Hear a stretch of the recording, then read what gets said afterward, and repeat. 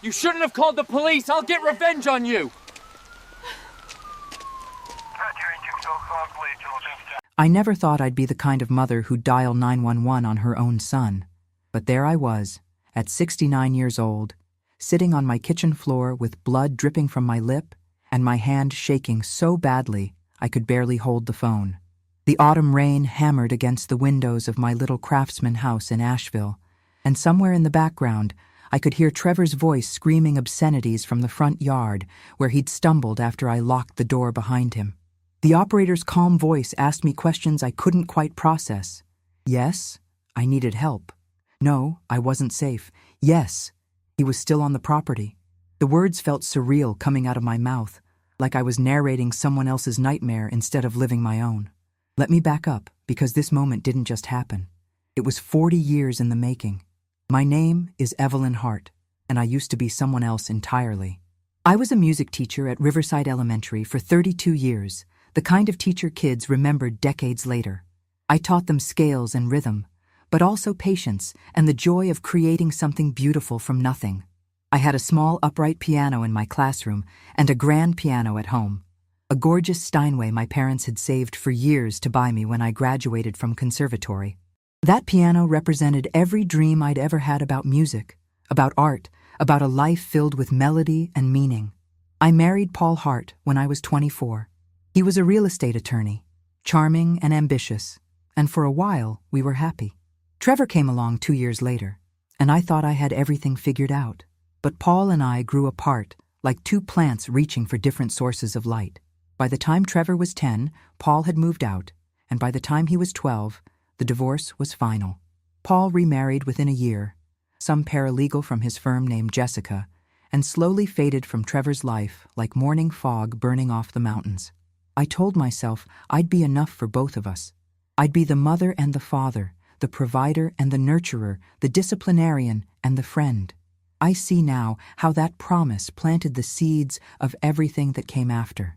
Trevor was never an easy child, but I made excuses. He was acting out because of the divorce. He was struggling because he missed his father. He needed more time, more understanding, more patience. When he got suspended in high school for fighting, I advocated for him with the principal.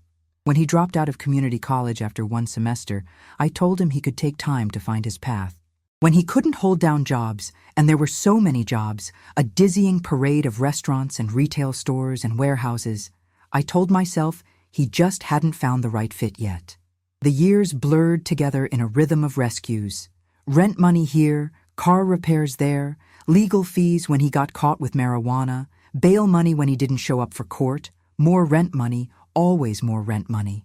I dipped into my savings, then my retirement fund, then took out a second mortgage on the house. I told myself each time would be the last time, that this was the wake-up call Trevor needed, that surely now he'd turn things around. He always had a reason, always had a story. Bad luck with a roommate, an unfair boss, a corrupt system, the economy, his father's abandonment, my smothering. It was never quite his fault, and I wanted so desperately to believe him, because the alternative, that I'd raised a son who simply refused to take responsibility for his own life, was too painful to accept. I retired at 65, not because I wanted to, but because the stress was affecting my health. My blood pressure was through the roof, I wasn't sleeping, and I'd developed a tremor in my hands that made playing piano nearly impossible. The tremor broke my heart more than anything else. Music had always been my refuge, the place I went when the world felt too heavy. Now even that was being taken from me. Trevor was living with me again by then. His apartment lease had fallen through, or so he said, and he just needed a few months to save up first and last month's rent. Those few months turned into a year, then 2. He'd stay up all night on his laptop, sleep until 2 in the afternoon, eat whatever food I bought, and contribute nothing to the household. When I gently suggested he needed to start paying rent or at least help with groceries, he'd explode in anger or dissolve into tears, accusing me of not believing in him, of treating him like a child, of never supporting his dreams. What dreams? I wanted to ask, but I never did. The real breaking point came 3 weeks ago, though the foundation had been cracking for months. I'd noticed small things going missing. A silver picture frame that had been my grandmother's, a gold bracelet Paul had given me on our 5th anniversary, some commemorative coins my father collected. I told myself I'd misplaced them. I was getting older, more forgetful. They'd turn up. Then Claudia Mendoza, who owns the coffee shop on Lexington Avenue where I go every Tuesday morning, pulled me aside after I ordered my usual cappuccino. She looked uncomfortable, kept fiddling with her apron strings. Finally, she told me she'd seen Trevor at one of those cash-for-gold places downtown, the kind with bars on the windows and predatory interest rates advertised in neon. He'd been carrying a small cardboard box. I felt something crack inside my chest. I drove straight to the pawn shop, Phillips Exchange, a dingy place I'd passed 1,000 times without ever imagining I'd walk through the door. The man behind the counter was eating a sandwich and looked annoyed when I asked about my son. I described Trevor, described my jewelry, and the man's expression shifted from annoyance to something like pity. He pulled up a transaction on his computer and turned the screen toward me. There it was, my grandmother's frame, my bracelet, my father's coins, a strand of pearls my mother wore on her wedding day. Even the gold watch that had been my retirement gift from Riverside Elementary, engraved on the back with, "To Mrs. Hart, who taught us all to find our song." He'd sold it all for $840. I don't remember driving home. I don't remember walking into the house or climbing the stairs to Trevor's room. But I remember standing in his doorway, seeing him sprawled on the bed in yesterday's clothes, scrolling through his phone and feeling something I'd never felt toward my son before. Disgust. He looked up when I said his name, just looked up with those familiar hazel eyes, Paul's eyes, and said, "What?" Not "Hi, Mom." Not even basic acknowledgement. Just what? Like I was interrupting something important. I asked him about the jewelry, watched his face cycle through denial, confusion, then finally settle on indignation. He sat up, and suddenly he was on the offensive. Did I know how hard things were for him? Did I have any idea what it was like trying to survive in this economy? He'd needed that money for a business opportunity, an investment that was going to finally turn things around. He was going to pay me back with interest. I never believed in him. I always assumed the worst. The words poured out of him in a familiar script, the same script he'd been performing with minor variations for 20 years. But this time, something was different. This time, I didn't feel the usual guilt, the usual urge to soothe and accommodate and rescue. I felt tired. So impossibly tired. I told him he had to leave. Not in a week, not in a month. Today. Pack his things and go. And I wouldn't be giving him any more money, not a single dollar, ever again. I watched his face change. The indignation flickered, replaced by something calculating, then desperate. He tried charm first. "Mom, come on, you don't mean that." But I didn't budge. Then came the tears, the apologies, the promises to change. I'd heard it all before.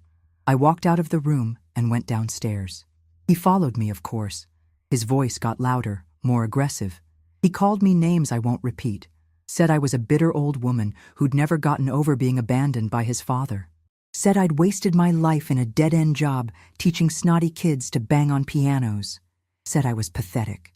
I stood at the kitchen sink, washing dishes that were already clean, trying to keep my hands busy so I wouldn't shake. The rain had started by then.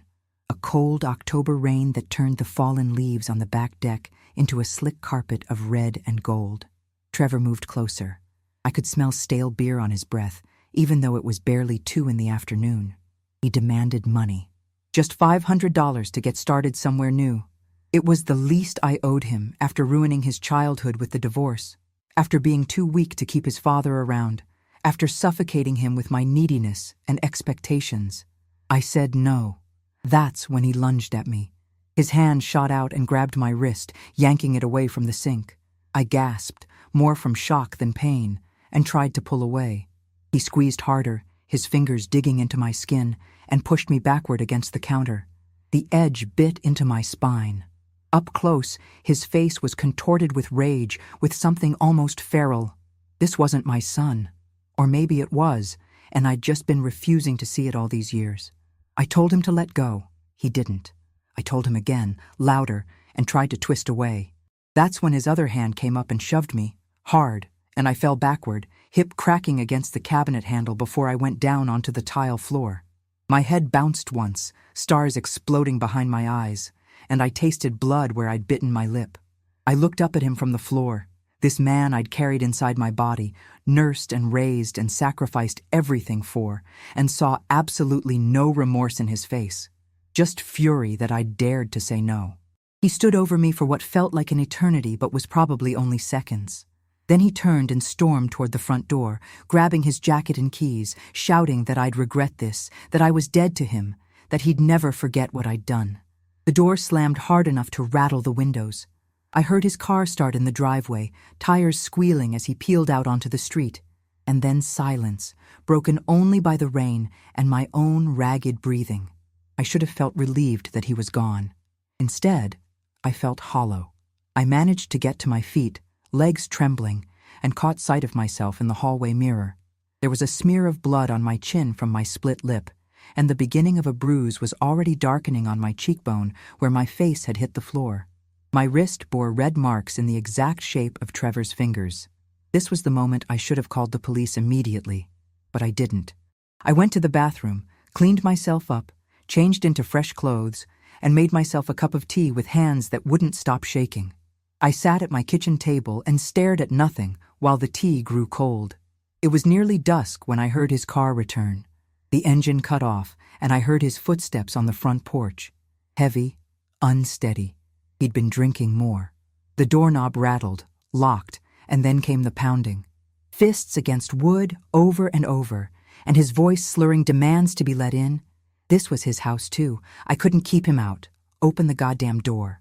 That's when I finally picked up the phone and dialed 911. That's when I became the mother who called the police on her own son.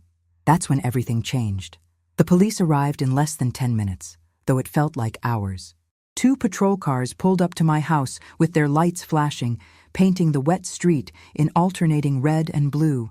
I watched from the living room window as Trevor stumbled off the porch to meet them, his arms spread wide in a gesture that might have looked welcoming if you didn't know better. Even from inside, I could hear him laughing, that false, jovial laugh he used when he wanted to charm someone. Officer James Rutledge was the first to reach my door. He was younger than I expected, maybe late 30s, with kind eyes that took in my bruised face and trembling hands without judgment. His partner, a stocky woman whose nameplate read K. Vasquez, stood slightly behind him, one hand resting casually near her belt. I let them in and told them everything. The years of financial support, the stolen jewelry, the confrontation, the physical assault. My voice sounded strange to my own ears, flat, detached, like I was reciting someone else's story. Officer Rutledge took notes while Officer Vasquez photographed my injuries. The camera flash felt obscene somehow, documenting my failure as a mother in stark digital clarity. Outside, I could hear Trevor's voice rising in pitch. He was telling the other officers that this was a misunderstanding, that his crazy mother was overreacting, that he barely touched her and she threw herself on the floor for attention. The lies came so easily to him. They always had. Officer Rutledge asked if I wanted to press charges. His pen was poised over his notepad, waiting. I looked at that pen for a long time, understanding that whatever I said next would change everything. Some part of me still wanted to protect Trevor, still wanted to believe that if I just gave him one more chance, showed him one more time that I loved him unconditionally, he'd finally become the man I'd always hoped he could be. But I looked down at my wrist, at the red marks already turning purple, and heard myself say, yes. They arrested him right there in my front yard. Trevor's performance shifted immediately from charming to enraged. He screamed at me through the window as they put him in handcuffs, called me every vile name he could think of, swore he'd never forgive me, promised I'd die alone and unloved. The neighbors came out onto their porches to watch. Mrs. Chen from next door had her phone out, probably recording. The Hendersons' teenage son stood at the edge of their driveway with his mouth hanging open. I closed the curtains and sat back down at my kitchen table while Officer Rutledge finished filling out his report. He left me with a case number, a pamphlet about domestic violence resources, and a quiet suggestion that I might want to stay with a friend for a few days. Then they were gone, and I was alone in a house that felt simultaneously too empty and too full of ghosts. I didn't sleep that night. Every sound made me jump. The house settling, branches scraping against the siding, the refrigerator humming to life. I kept expecting Trevor to somehow come back, to break through the door, to finish what he'd started. Logically, I knew he was in jail. Emotionally, I was still that woman on the kitchen floor, looking up at my son's rage-twisted face. When dawn finally came, gray and cold through the October clouds, I made coffee and sat at the piano for the first time in months. My hands were still shaking, but I played anyway.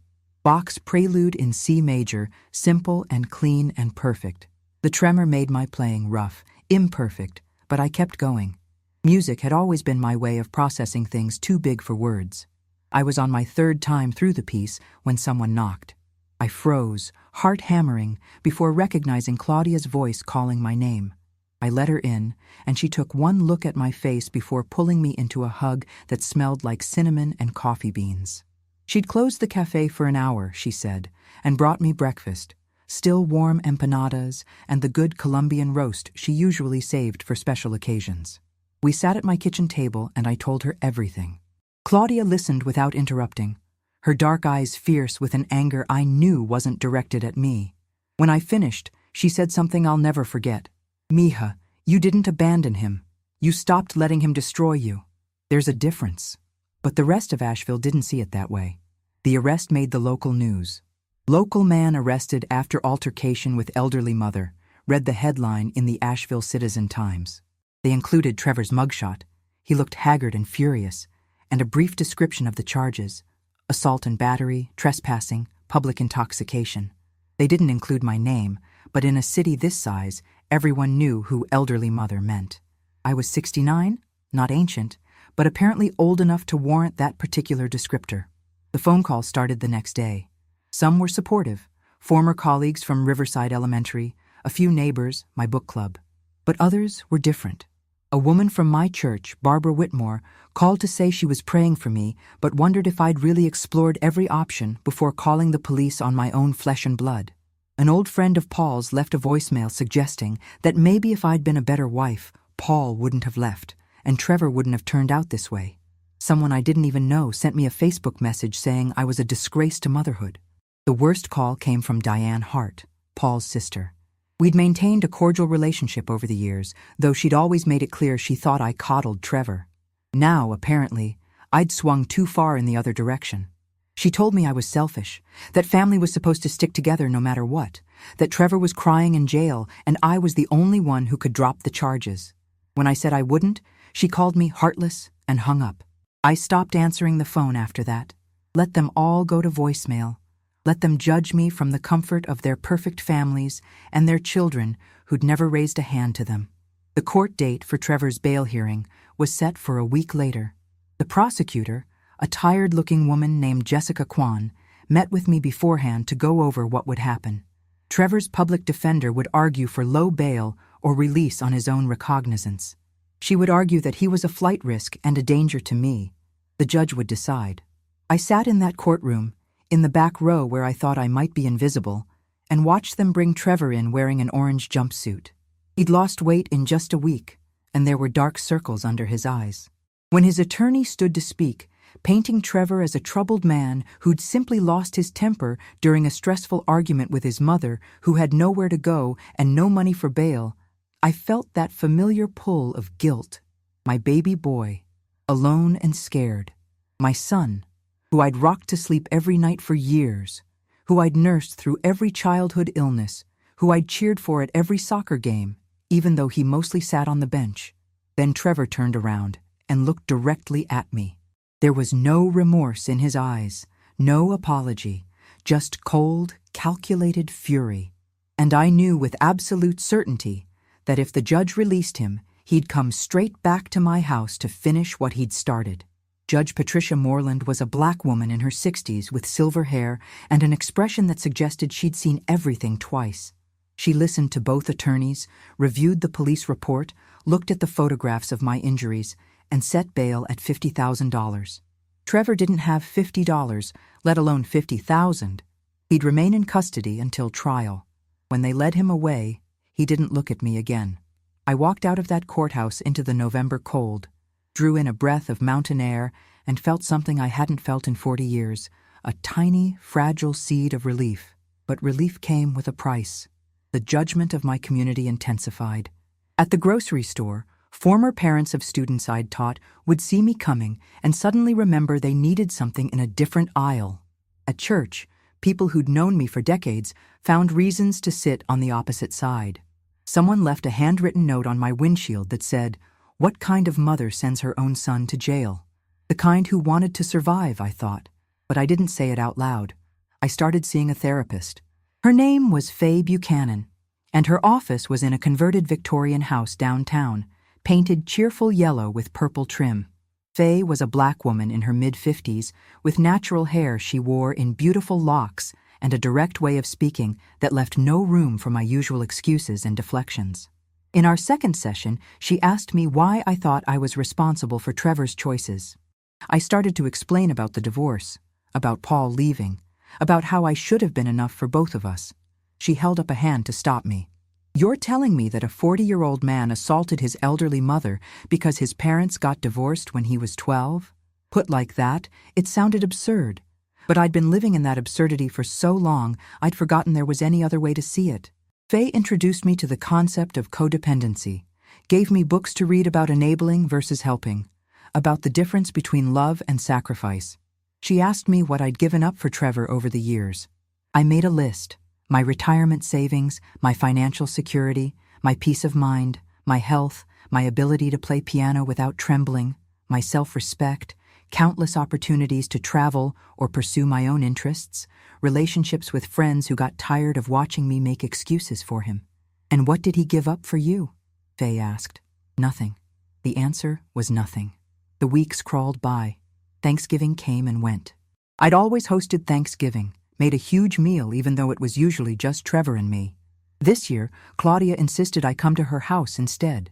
Her 3 daughters were there with their partners and children, and the place was loud with laughter and Spanish flying back and forth and babies crying and someone always in the kitchen stirring something that smelled amazing. They made room for me at the table without making me feel like a charity case. And when Claudia's youngest daughter, Rosa, asked me to teach her 6-year-old son some basic piano, I felt something crack open in my chest that had been sealed shut for a very long time. I said yes. We scheduled lessons for every Saturday morning. Trevor's trial was set for early January. The prosecutor warned me it might not go to trial at all. Trevor's public defender was pushing for a plea deal. Plead guilty to simple assault, serve a year in county jail with time served, then probation. Trevor was apparently considering it. The alternative was going to trial and potentially facing 3 to 5 years in state prison if convicted on all charges. I told Jessica Kwan I wanted him to take the plea deal. Not because I wanted to go easy on him, but because I couldn't bear the thought of a trial, of sitting in a courtroom while attorneys picked apart every decision I'd made as a mother, every way I'd failed or succeeded or just muddled through. In mid-December, I got the call.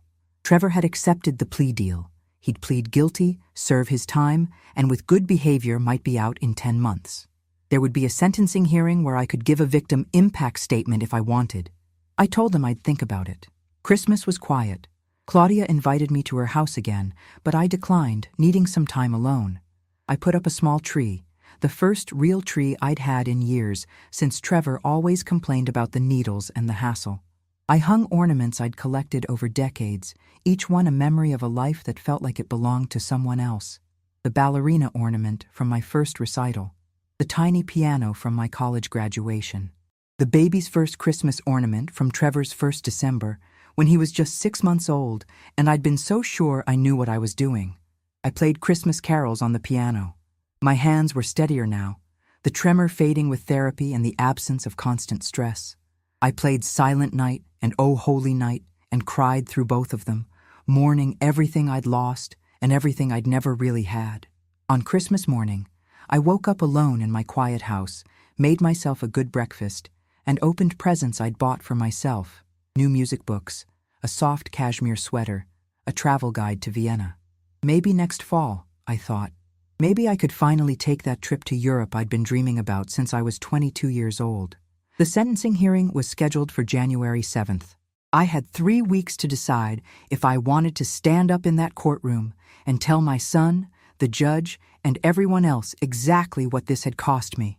3 weeks to find the words for 40 years of sacrifice that had bought me nothing but bruises and a broken heart. I spent those 3 weeks wrestling with whether I should speak at Trevor's sentencing. Faye encouraged me to write down what I wanted to say, whether I delivered it or not. She said the act of articulating it might be healing in itself. So I sat at my kitchen table, the same table where I'd made countless meals for Trevor, where I'd helped him with homework he never finished, where I'd written check after check to bail him out of one crisis after another, and I wrote. The first draft was angry, pages and pages of rage about everything he'd stolen from me, every lie he'd told, every time he'd manipulated my love for him into a weapon against myself. I read it back and barely recognized my own voice in the venom. I crumpled it up and started again. The second draft was maudlin, full of regrets and what-ifs. What if I'd been stricter? What if I'd cut him off sooner? What if Paul had stayed? What if I'd been a better mother? A stronger mother? A different mother entirely? I got halfway through and realized I was doing exactly what everyone else had been doing, blaming myself for Trevor's choices. I threw that one away too. The third draft was honest. It hurt to write, hurt even more to read back, but it was true. I kept it in a folder on my desk and tried not to think about it too much. January arrived with a brutal cold snap that turned Asheville's usual mild winter into something harsh and unforgiving. The mountains wore caps of snow, and ice hung from the eaves of my house in jagged rows. I kept the heat turned up higher than usual, not just because of the cold, but because I was tired of being cold. Tired of denying myself small comforts in the name of saving money for someone who'd never appreciated the sacrifice. The Saturday before the sentencing, I gave little Marco Reyes his piano lesson. He was Claudia's grandson, 6 years old with a gap-toothed smile and absolutely no natural rhythm. But he tried so hard, his small fingers fumbling over the keys, his tongue poking out in concentration. When he managed to play Twinkle, Twinkle, Little Star all the way through without stopping, he looked up at me with such pure joy that I had to turn away so he wouldn't see me crying. After the lesson, Claudia stayed for coffee. We sat in my living room, watching the winter light slant through the windows, and she asked me the question I'd been avoiding. "Are you going to speak at the hearing?" I told her I didn't know. Part of me wanted Trevor to hear exactly what he'd done, wanted the judge to understand that this wasn't just one bad moment, but the culmination of a lifetime of taking without giving. But another part of me, the part that had spent 40 years making excuses for him, worried that speaking would somehow make me the villain in this story. That people would hear my words and think I was being vindictive, punishing my son for daring to need help. Claudia set down her coffee cup and looked at me with an intensity that made me uncomfortable. "You know what my mother used to say? No one can make you feel small without your permission. You've been giving Trevor permission to make you feel small for 40 years, Mija. Maybe it's time to stop." The words sat heavy in the room between us. She was right, and we both knew it. The night before the sentencing, I couldn't sleep. I got up around 2 in the morning and went to the piano. I'd been working through Chopin's nocturnes, beautiful, melancholy pieces that felt appropriate for winter nights when sleep wouldn't come. My hands moved over the keys, almost of their own accord now, the tremor nearly gone. Playing piano had become my meditation, my therapy, my way of proving to myself that I was still here, still capable of creating something beautiful. I thought about Trevor as a little boy before everything went wrong. He'd loved music once. I'd taught him basic piano when he was 7, and for about 6 months, he'd practiced diligently, seemed to genuinely enjoy it. Then Paul left, and Trevor stopped playing. Just stopped one day and never touched the piano again, no matter how much I encouraged him. I should have seen it then. The pattern of starting things with enthusiasm and abandoning them the moment they required sustained effort or discipline. But I'd been too busy trying to hold everything together, too determined to prove that we'd be fine without Paul, that I'd missed all the signs that were right in front of me. The morning of January 7th dawned clear and brutally cold. I dressed carefully in a navy suit I'd bought for my retirement party 4 years earlier, put on the pearl earrings my mother had given me. Not the strand Trevor had stolen, but a different pair I'd kept hidden away. I looked at myself in the mirror and saw a woman I barely recognized, thinner than I'd been in years. Gray hair I'd stopped coloring because I liked how the silver caught the light. Lines around my eyes that spoke of decades of worry, but also something else now, a kind of hard-won strength that hadn't been there 3 months ago. I drove to the courthouse through streets still slick with ice. The hearing was scheduled for 10 o'clock. I arrived early, sat in my car for a while, rehearsing what I might say or might not say. The folder with my statement sat on the passenger seat, accusatory in its silence. The courtroom was smaller than I expected, wood-paneled and formal, with the seal of North Carolina mounted on the wall behind the judge's bench. I took a seat in the gallery. A few other people were scattered throughout the room. A court reporter, a bailiff, what looked like a law student or intern taking notes. Trevor's public defender, a young man named Marcus Chen who looked fresh out of law school, sat at the defense table shuffling papers. Then they brought Trevor in. He looked terrible. The weight loss was more pronounced now, his cheekbones sharp, his wrists thin where they emerged from the handcuffs. The orange jumpsuit hung loose on his frame, but it was his eyes that shocked me most. They were flat, empty of the rage I'd seen at the bail hearing, empty of everything except a kind of dull resignation. He glanced at me once, briefly, then looked away. No emotion crossed his face. I might have been a stranger. Judge Moreland entered, and we all stood.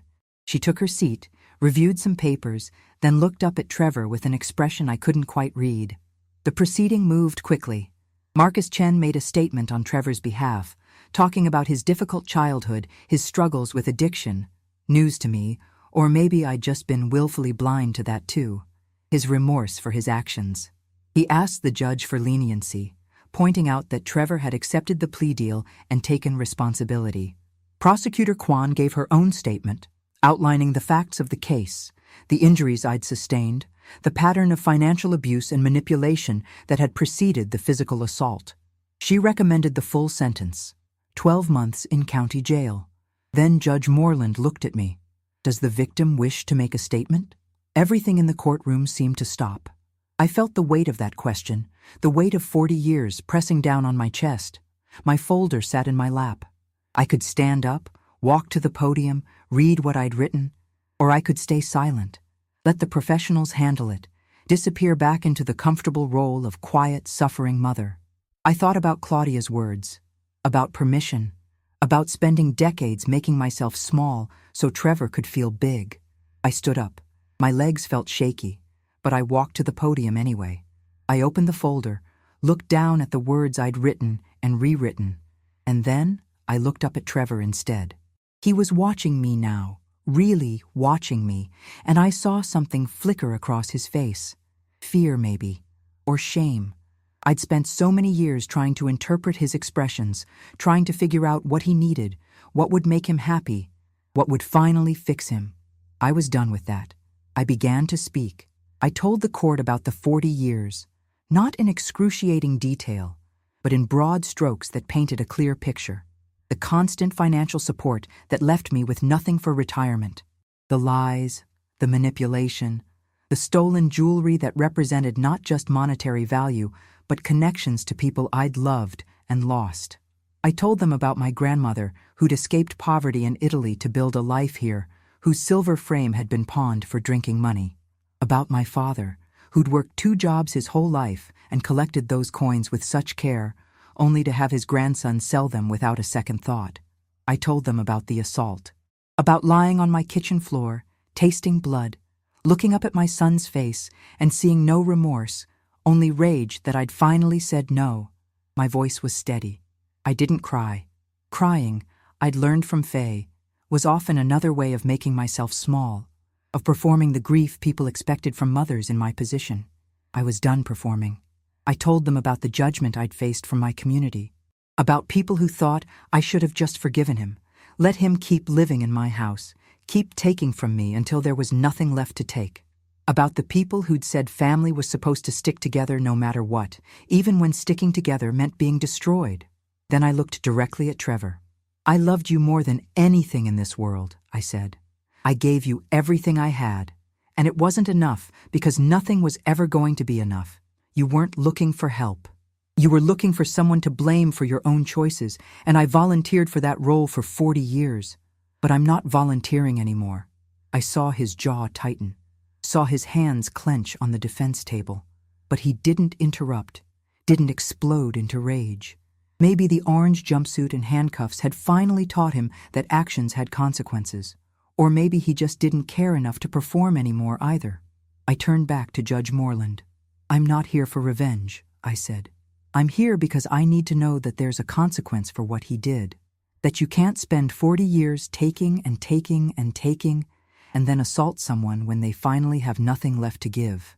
I need to know that my life, my safety, my dignity, that it all matters, even if I'm just an elderly mother who should have known better."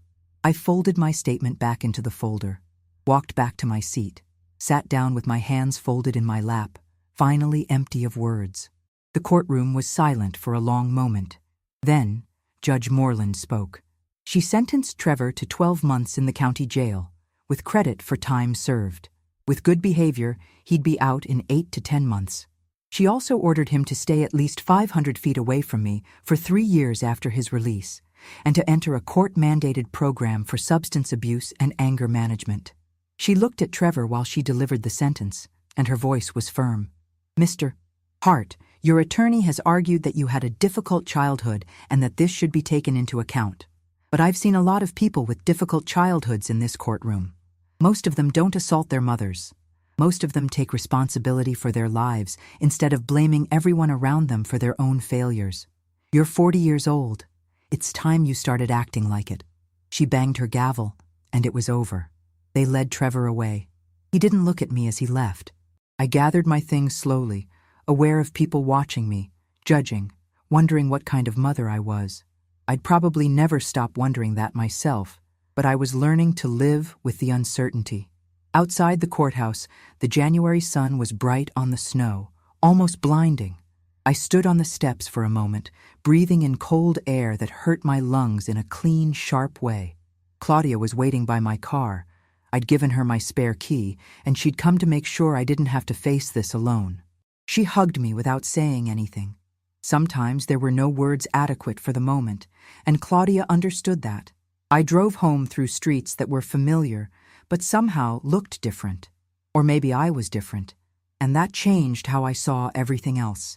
The months that followed were strange and difficult in ways I hadn't anticipated. I'd thought that once Trevor was sentenced, once the immediate crisis was over, I'd feel relief. And I did feel relief, but it was mixed with grief so profound, it sometimes took my breath away. I was mourning my son, even though he was still alive, mourning the relationship we'd never actually had, mourning the son I'd imagined he could become if I just tried hard enough, loved him enough, sacrificed enough. Faye helped me understand that I was grieving the loss of hope. For 40 years, I'd hoped that the next time would be different, that Trevor would finally grow up and become responsible and maybe even grateful. That hope had kept me going through everything: the financial strain, the lies, the emotional manipulation. Now that hope was gone, and I had to figure out who I was without it, I started saying yes to things I'd always said no to. Dinner invitations from old friends I'd distanced myself from because I was embarrassed about Trevor. A book club that met twice a month at the local library. A volunteer position at Riverside Elementary, helping current teachers with their music programs since the district had cut funding for dedicated music teachers. I started saying no to things too. When Barbara Whitmore from church cornered me after service to suggest I write Trevor letters of encouragement in jail, I said no. When Diane called to say I should consider dropping the restraining order to show Trevor I still cared, I said no and blocked her number. Learning to say no felt like learning to speak a foreign language. The word felt strange in my mouth at first, but it got easier with practice. I took the money I'd been spending on Trevor and put it toward paying down my second mortgage. I met with a financial advisor, something I should have done years ago, and created a budget that didn't include a single line item for anyone but myself. It was both liberating and terrifying to realize how much money I'd been hemorrhaging every month. By spring, the cherry blossoms were blooming along my street, painting everything pink and white and hopeful. I was giving Marco lessons twice a week now. He'd gotten better, developed a real love for music that reminded me why I'd become a teacher in the first place. Claudia and I had started taking long walks through the botanical gardens on Sunday afternoons, talking about everything and nothing. One Sunday in late April, we were walking past the Japanese garden when Claudia asked me if I'd heard from Trevor. I told her no, and that I didn't expect to. The restraining order meant he couldn't contact me even if he wanted to, and I doubted he wanted to. In his mind, I was probably the villain of his story, the cruel mother who'd sent him to jail for defending himself or some other revision of history that let him avoid responsibility. I'd stopped trying to control Trevor's narrative. He could think whatever he needed to think. I knew my truth now, and that was enough. Summer came, hot and humid in that distinctly southern way that made the mountains shimmer with haze. I bought myself a new wardrobe, the first new clothes I'd purchased in years that weren't from the clearance rack. I got a haircut at a salon instead of doing it myself in the bathroom mirror. Small acts of self-care that felt revolutionary after decades of self-denial. In August, I booked a trip to Vienna for September. 3 weeks, traveling alone, seeing all the concert halls and museums I'd dreamed about since I was young. Claudia thought I was brave. I didn't feel brave. I felt like I was finally, after 69 years, learning how to live for myself. Trevor was released in early September, about a week before my trip. I found out from a brief, formal letter from the district attorney's office, reminding me that the restraining order was still in effect, and providing me with his parole officer's contact information in case I had any concerns. I filed the letter away and finished packing for Vienna. I didn't expect to hear from him. I'd made my peace with that. Trevor was going to live his life however he lived it, and I was going to live mine. After 40 years of our lives being entangled in unhealthy, destructive ways, we were finally separate. It hurt, but it also felt like survival. What I didn't know, what I couldn't have known, was that Trevor's time in jail had changed something fundamental in him. That he'd spent those months in a cell thinking about things he'd never been forced to think about before.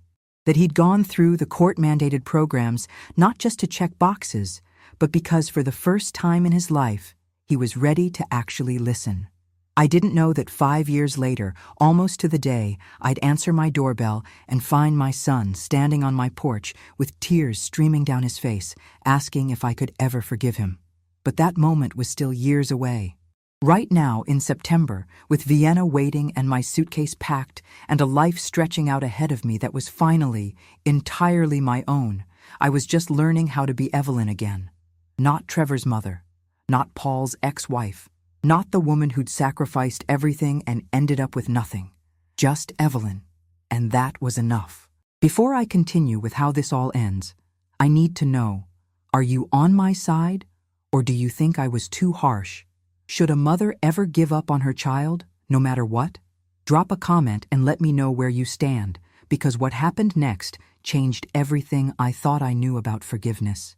5 years is a long time. Long enough for wounds to scar over, for memories to soften at the edges, for a person to become someone almost entirely new. That's what happened to me in those 5 years after Trevor's release from jail. I became someone I'd never had the chance to be before. Vienna had been everything I'd dreamed. I'd walked through the halls of the Musikverein, where Beethoven and Brahms had premiered their symphonies. I'd stood in Mozart's childhood home and felt connected to something larger than my own small, broken story. I'd sat in cafes drinking strong coffee and eating Sachertorte, watching people live their lives without knowing anything about me, without judging me, without needing anything from me. The anonymity had been intoxicating. When I came home, I didn't come back to the same life I'd left. I came back ready to build something different. I started performing again, small things at first. I played piano at the Sunday service at my church, despite some members still giving me disapproving looks. I accompanied the high school choir for their winter concert. I gave a recital at the community center that raised money for the music program at Riverside Elementary. My hands were steady now, completely steady, and playing for an audience reminded me of who I'd been before I'd folded myself into the shape of Trevor's needs. I traveled more. A week in Charleston, a long weekend in Savannah, 10 days exploring the coast of Maine in October when the leaves were changing. I learned to eat dinner alone in restaurants without feeling self-conscious, to navigate unfamiliar cities with only a map and my own sense of direction, to make decisions based solely on what I wanted to do. Marco continued his piano lessons and got quite good. By the time he was 9, he was playing pieces I'd never managed to teach Trevor, even when he was interested. Rosa, Claudia's daughter, started bringing her own daughter too, and before I knew it, I had 6 regular students. I didn't need the money. My finances had stabilized once I wasn't supporting Trevor, but I needed the purpose, the reminder that I could still give something meaningful to the world. I made new friends, joined a hiking group that explored the trails around Asheville every Saturday morning, started attending a weekly dinner club where 8 of us took turns cooking for each other. These were people who knew about Trevor, about what had happened, but who saw me as Evelyn first and Trevor's mother second. That distinction mattered more than I can explain. Faye and I still met every 2 weeks. Our sessions had evolved from crisis management to genuine personal growth. We talked about my childhood, about my marriage to Paul, about all the ways I'd learned to make myself smaller, to make other people comfortable. She helped me understand that my codependency with Trevor hadn't started with him. It had started with patterns I'd learned young, watching my own mother sacrifice herself for my father, learning that love meant martyrdom. Unlearning those patterns was harder than I'd expected. There were moments when I'd catch myself about to apologize for something that wasn't my fault, about to say yes when I meant no, about to minimize my own needs to accommodate someone else's wants.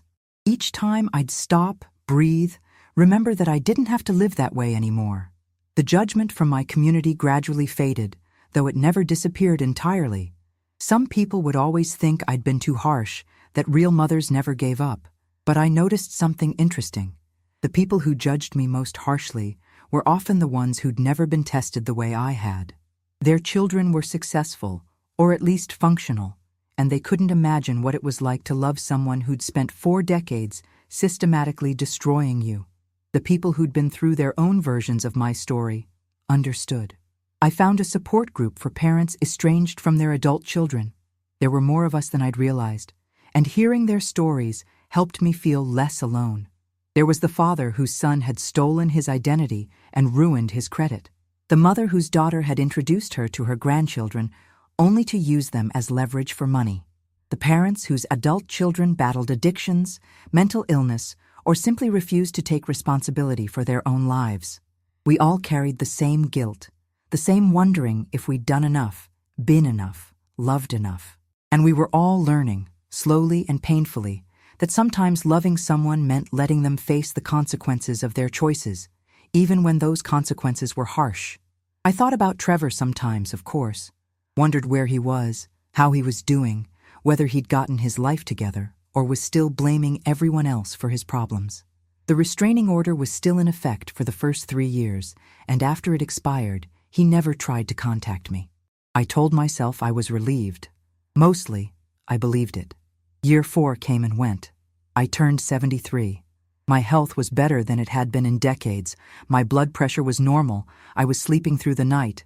The constant anxiety that had plagued me for years had finally lifted. I looked at myself in the mirror and saw a woman who'd survived something terrible and come out stronger. There were still scars, still moments when I wondered if I'd done the right thing. But those moments were fewer and farther between. I started planning a bigger trip. A month in Europe, hitting Vienna again, but also Paris, Prague, Budapest. I'd been saving carefully, and for the first time in my life, I had actual savings. Money that was mine, that I could spend on myself without guilt, without wondering if Trevor needed it more. The trip was scheduled for early October, that perfect window when summer crowds had thinned, but winter weather hadn't arrived yet. I'd booked my flights, reserved my hotels, created detailed itineraries of concerts and museums and cafes I wanted to visit. And then, 3 weeks before I was supposed to leave, on a Thursday afternoon in mid-September, my doorbell rang. I wasn't expecting anyone. Claudia was at the cafe. My students didn't have lessons that day, and I'd already received my grocery delivery.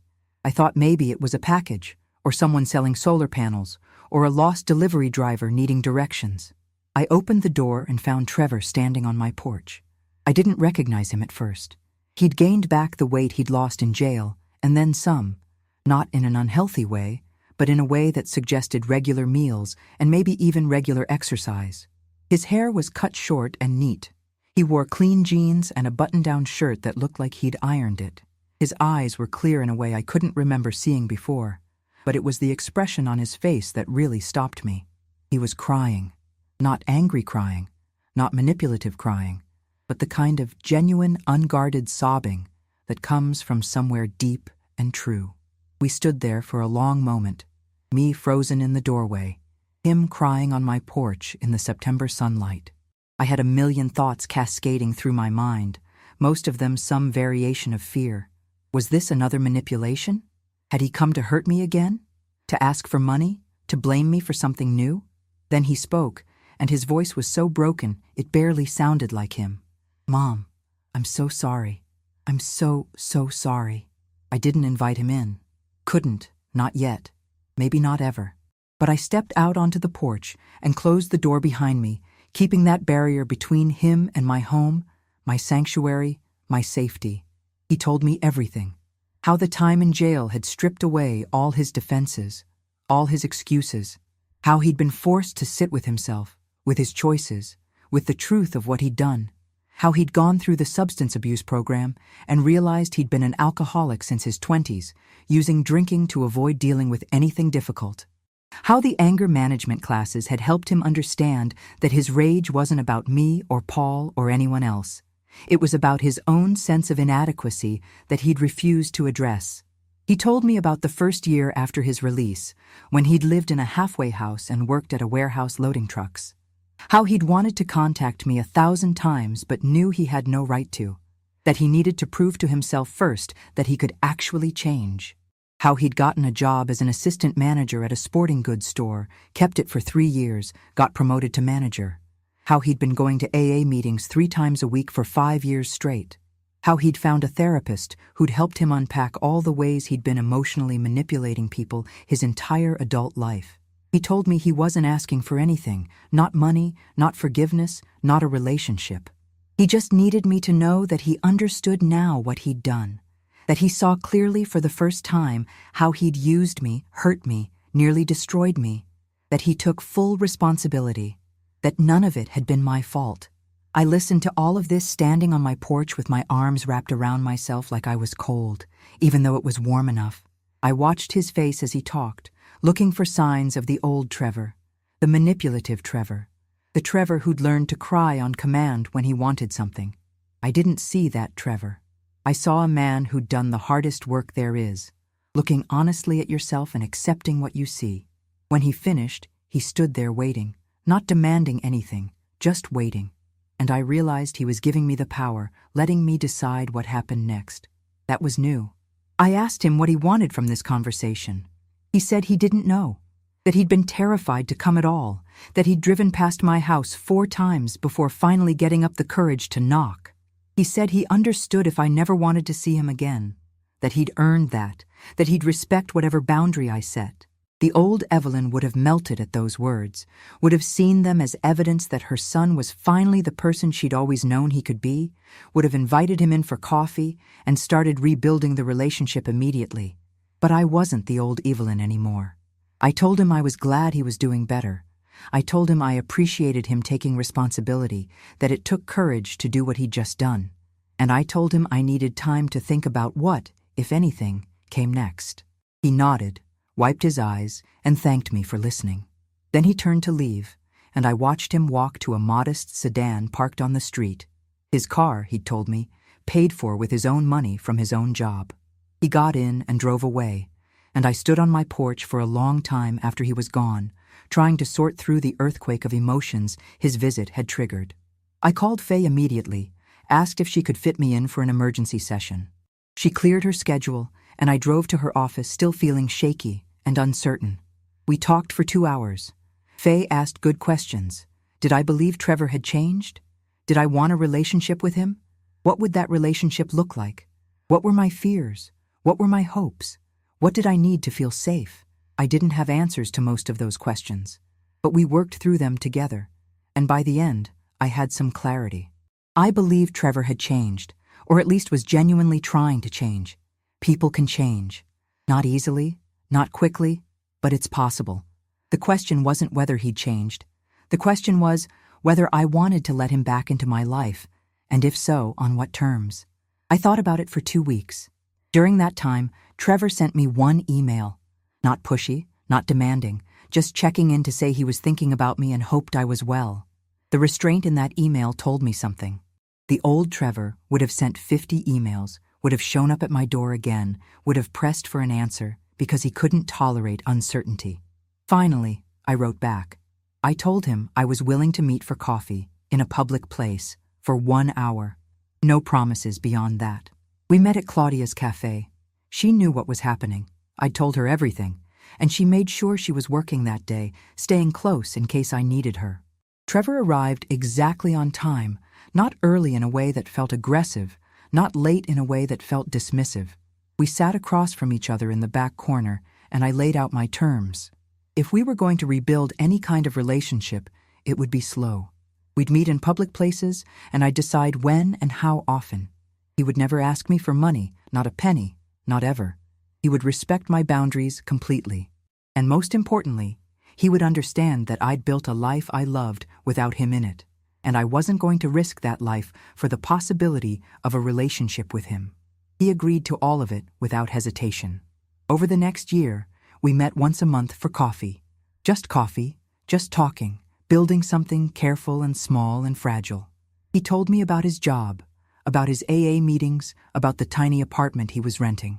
He asked about my students, my travels, my life. He never tried to invite himself over to my house. He never asked for more than I was willing to give. It wasn't the relationship I'd once imagined having with my son. It wasn't warm or easy or comfortable, but it was honest, and it was real, and it was built on a foundation of respect rather than manipulation. I still went on my trip to Europe, still maintained my boundaries, still lived my life exactly as I wanted to live it. Trevor was a small part of that life now, carefully contained, kept at a distance that felt safe. Was it forgiveness? I don't know. Maybe forgiveness is too big a word for what we'd built. Maybe it was just two people who'd hurt each other terribly, learning to be in the same room without causing more damage. I'm 74 now. Trevor is 45. We still meet for coffee once a month. Last month, he told me he'd been promoted to regional manager, that he's been sober for 6 years, that he started seeing someone who makes him happy. I told him about my newest student, a 7-year-old with perfect pitch. We smiled at each other across the table, two people who'd survived a war together and were learning to live in peacetime. I don't know what the future holds. Maybe our relationship will continue to slowly warm. Maybe it'll stay exactly as it is. Maybe something will happen that breaks it again. I can't control any of that, and I've stopped trying to. What I know is this. I didn't stop being Trevor's mother when I called the police on him. I became a different kind of mother, one who understood that love doesn't mean sacrifice, that helping doesn't mean enabling, that the best thing I could do for both of us was to save myself first. I gave 40 years to trying to fix Trevor. I've given the last 5 years to learning who Evelyn is, and Evelyn is someone worth knowing. So that's my story, the story of how I called the cops on my 40-year-old son, and discovered that sometimes the bravest thing a mother can do is let go. If you made it to the end of my story, I want to hear from you. Do you think I did the right thing calling the police on Trevor? Was I wrong to set such strict boundaries when he came back? Should I have forgiven him faster, or should I not have let him back in at all? Drop your thoughts in the comments below. I read every single one, and your perspective matters to me. And if this story resonated with you, please subscribe to the channel and hit that notification bell so you don't miss future stories. Thank you for listening.